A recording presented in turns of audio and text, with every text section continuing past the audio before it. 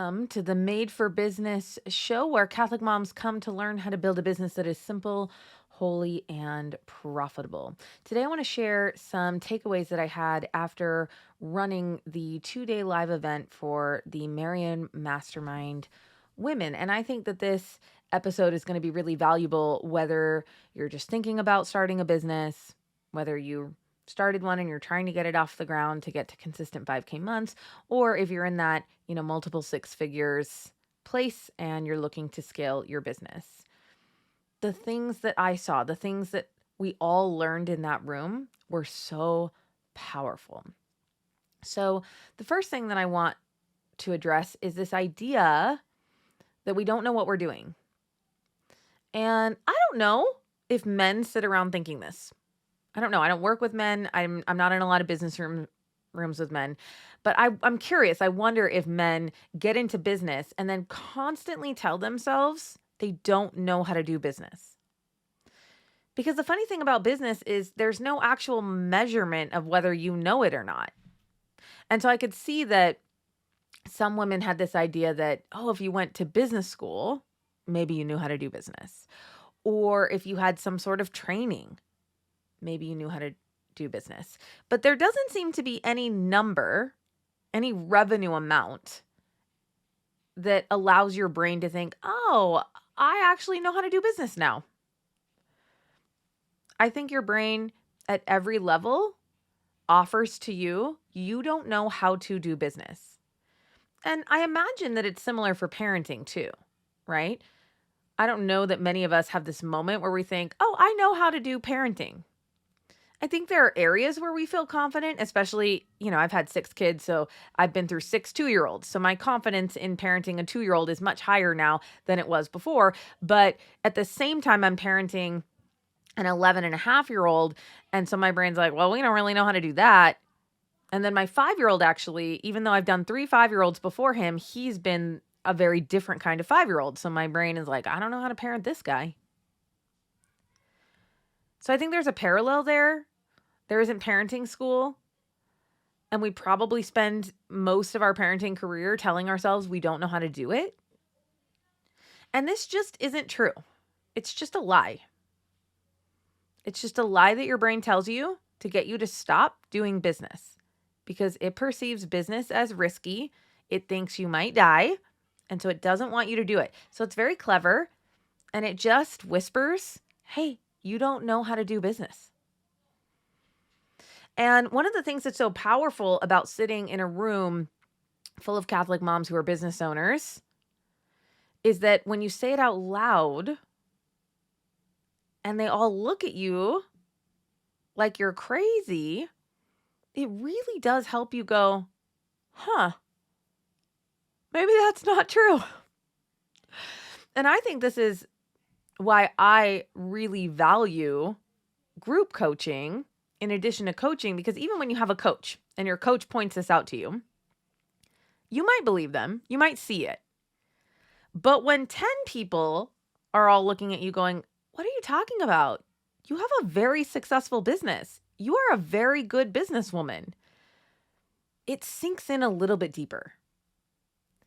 And not believing that you're good at business is just holding you back. Because you're spinning out in drama, you're playing small, you're making tentative decisions, you're over-researching, you're delegating CEO decisions to other people, and it might be a coach, it might be a husband, it might be someone else on your team, because you just don't trust yourself. That's crazy. And listen, I take that back. That's totally normal brain behavior. What's crazy is that we don't grab all businesswomen and we don't tell them that this is going to happen and we don't tell them what to do instead. So I'm telling you, if God has called you to business and you're doing business, you know how to do business. And then you're going to keep learning at every level, but don't tell yourself you don't know how to do it. Certainly by the time you hit Marian Mastermind room, you have figured so many things out. You know how to do business. Now, right now, as I sit here, I don't know how to run a $5 million company. So if I sat in a room of women who were running $5 million companies, I would have a notebook out and I would be taking notes and asking questions. But I wouldn't sit in that room and tell myself I didn't know how to do business.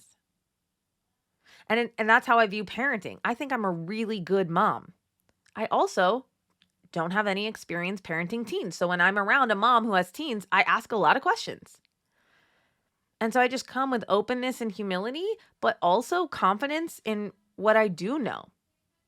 And I just don't let my brain spend a lot of time telling me what I don't know and making that be a problem.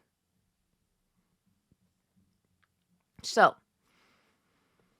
your brain is going to tell you that you don't know how to do business, which if someone has paid you money for something you made or taught them, you know how to do business, period. Then we just play at higher and higher levels, and we know we need to learn more information at each level. It's not a personal failing. It's not a personality defect. And if you can understand this, you will stop spinning out and wasting so much time telling yourself you don't know what to do. Literally, entrepreneurship is just making it up at every level for your business, right? Even if I sat in that room with those women who had $5 million companies, they would give me advice, but it may not apply to me and my business and my stage of life. So stop telling yourself that you're bad at business, okay? The next one, if your brain on any level perceives that your life will get worse if your business grows, you will hit a ceiling. You will stop growing. So if you've had a business that's been hanging out at the same level for months or years, I can pretty much bet that your brain thinks that growing your business is going to hurt your life somehow. So it might be childcare is already tenuous. And so your brain is like, we can't grow this business because then the chaos at home will increase and we can't handle that. If there is tension with your husband over your business, whatever kind, and usually husbands are pretty supportive in some ways and there might be tension in other ways. But if you perceive that you growing your business is going to grow your marriage problem, you're not going to be very good at growing your business. Your brain will just sabotage you. And so if this is you at any stage and you're just not growing, I want you just to stop, take out a piece of paper and go, all right, brain, why would we be scared of growing? Maybe you think that you're bad at managing money. And so you're scared to death, by the way. Your brain is like, if you make a lot more money, you're not going to know how to manage it. You'll do it wrong and then you might die. It really feels that scary. Now, as you're listening to this, you're like, well, that's not that scary. It doesn't matter if you can logically see that it's not scary. If your brain is running a computer program in the background that's like, better not make any more money because you don't know how to manage it, you will not make more money. Okay? So think about it. Like, how would your brain perceive that life would get worse if you doubled your revenue? And it's going to be around time management. It's going to be around mom guilt stuff. It's going to be around husband stuff or money or maybe skill. If you think that the only way to double your revenue, like for me, if my brain was like, hey, the only way to grow your business coaching practice would be to start coaching people who are already at 7 figures. And at the same time, my brain thinks, well, you can't coach someone at 7 figures until you get to 7 figures. Then that would be really scary. Right? My brain would just be like, well, I guess we can't grow then. Now, that's not true. There's usually many ways that you can grow. Or it isn't true that I couldn't coach someone who's made 7 figures because this is exactly the work that I would do with them. It doesn't matter that I've made that much money in a year or not. And so you want to get it out onto a piece of paper and you want to re-educate your brain. And this is why I think the value of being in a business group is so high. Because you are really paying to get perspective. But once you have perspective on the ways that your brain is holding you back, you just stop wasting so much time. Imagine if I gave you 5 to 10 hours of your week back. You don't realize that you're wasting 5 to 10 hours a week just spinning out in mind drama. Isn't that crazy? So think about why your brain, I like asking in that way. It's not Sterling, it's just Sterling's brain. Just part of Sterling's brain is scared to make more money. Why? Write it down on paper and then create counter arguments for your brain. The next thing that I think comes up really at all levels, but especially at the post 6-figure level, is that it is wrong of you to want this. And really at the core of this, you don't have a clear sense of being called by the Lord, right? I mean, if baby Jesus came down and told you to do something, you would have a deep sense of conviction no matter what was happening around you. You might still have days where you're like, oh, this is hard, Jesus, but you know. And so the only reason you would think that it was wrong of you to want this is because you don't believe that God is calling you. That's it. And so that's one of my real talents. I don't know what to call it, but one of my real gifts is pulling out of you the evidence that God made you for this and called you to this. I don't always know the timing or the way that the business should look, like the vehicle of you sharing your gifts with the world, and that changes over time. But I am really good at helping pull out of women the breadcrumbs that God has left for them and the evidence that it is very clear he's called you to do it. When you are very clear that you are called to do something, again, we just stop negotiating with our brain and we get to work. And that's the shift that I had 2 years ago. I just stopped wondering. And I think particularly for Catholic moms, we're so scared to say out loud that we want to do business. We want to make money. We want to write a book because we think it sounds wrong. And then we're scared that we want it, but the Lord doesn't want it for us. Because if that were true, it would be terrible. Wouldn't it be terrible if your secret dream was to write a book and it just was in your heart and the Lord came down and said, no, you're not going to write a book? You would be so crushed. And I think that's why we're scared to say our dreams out loud or to really go for them, because we're worried that we're misreading something with the Lord and that it's just what we really want, but he really just wants us to stay home with the kids. And we're so scared to ask him with our whole heart because we're afraid that that's the answer that he'll give us. But let me just tell you, I don't meet a woman who wants to write a book that isn't being called to write a book. Now, I've met women, and it's very clear to me that she's going to write a book, and it's also very clear to me with a series of questions that it's not right now. But God does not put dreams in your heart that he isn't going to fulfill. So then you can just trust that the things on your heart are for you. Do you know how I know? Because if I took 50 women off the street, probably only you would say you want to write a book. And so it's hard. You're probably thinking, oh, everyone thinks this, but then the good moms choose not to do it and to be with their kids. I'm just telling you, no.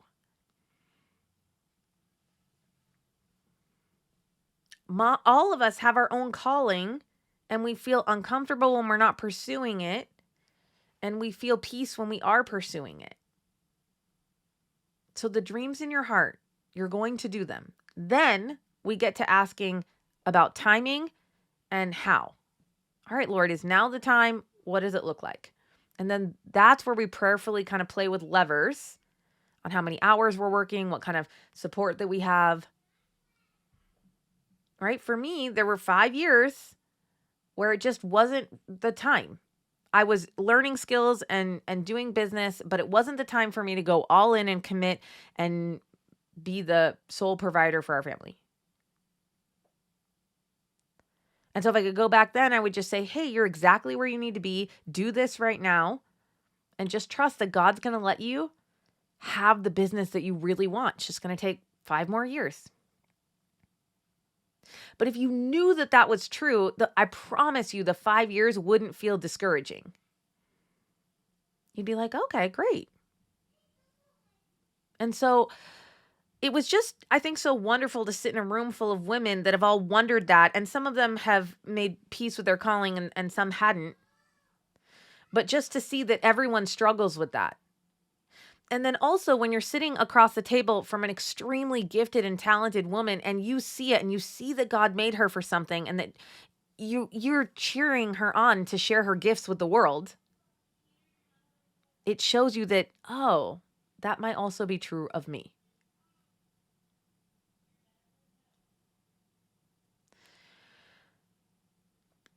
The other thing that came up, and this comes up a lot with most of my clients at all the levels, is thinking you're not qualified. So maybe you're sure that you're called. Maybe you think it would actually make your life better if you did it and you grew this thing and have made peace with wanting it. You think, yes, this is what God made me for. I want it. But then you think, I'm not qualified. And that's a little bit different than thinking you're bad at business. The not qualified thing is like if we could open up your brain and say that you need these 5 parts in order to do this dream, and you're missing 3 of them. And you need the parts and you don't have them, so you really just can't do it. You can't read enough books, you can't take enough programs, like you're just really actually not going to be able to do it. That is a crushing feeling. And the way that you will show up in your business is very tentatively. You will play small. You might just hide. You might procrastinate a lot because you're just waiting for everyone to find out you don't have the parts. That you've said you're going to do something, but really there's no way that you could possibly do it.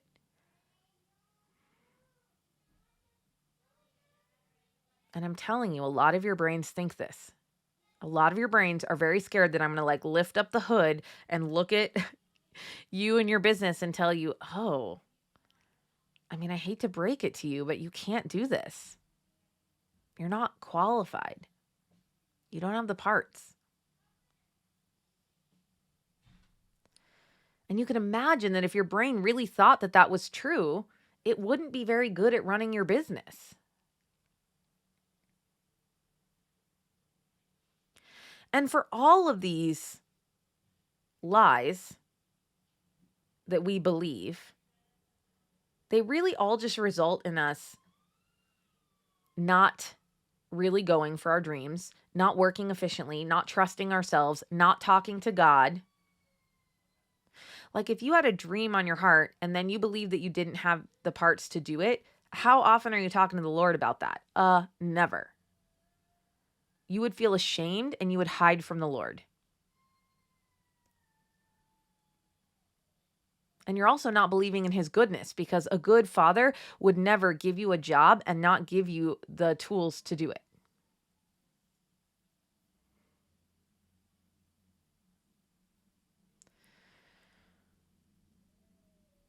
And so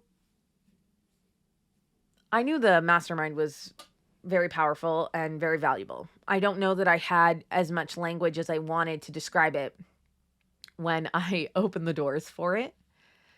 But I also knew that I was going to run this retreat. And then after living through it with them, that I would be able to talk about it so much more clearly. So the value of being in a mastermind, a small group of people who are trying to do the same thing, is this. It's that your brain lies to you. And when you sit in a room where a coach and other very talented women that you respect show you your lies, it's pretty hard to keep believing them. And so you will come and you will leave that 2 days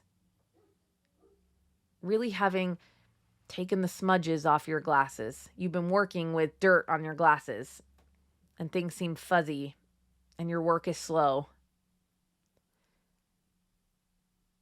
But when you do this work and you clean off your glasses, you fly home and you just get to work. But it feels calm and it feels easy and it feels clear, and you do it with conviction, and you don't question your calling every day, and you don't wonder if you have the parts. And you get clear on the fact that if God is calling you to grow your business, it won't hurt your life. That He's also going to bring you the people and the resources so that it doesn't make your life worse. And so, yes, I teach a whole lot of things about marketing and finance and operations and making sure you have a really good hook for your ads, making sure you're, doing upsells in your funnel process. But the real value, in my opinion, of being in a mastermind is getting to see your lies very clearly and cleaning off those glasses so you can get to work and step into who God is calling you to be. So if you would like to do that, I want you to reach out and schedule a call with me. And everyone who's going to participate in the mastermind needs to get on a call with me because I'm going to talk to them. I'm going to talk to you about your business and your hopes and your dreams and your worries and your fears. And I'm cultivating a very specific group of women for the room. And so you can come, talk to me on the phone. And if I think you're a good fit, then we can get you ready to come to the next live event. And the live event kicks off 6 months of coaching. Some one-on-one coaching, some group coaching. I think the next live event is going to be in January or February. So I will announce it soon, but probably not when this podcast comes out. But you can still hop on the phone and schedule a call with me if you really resonated with the things in this episode. Because I'm on a mission to help women clean off their glasses to do the work that God is calling them to do. I'm praying for you. Get to work and have a blessed day.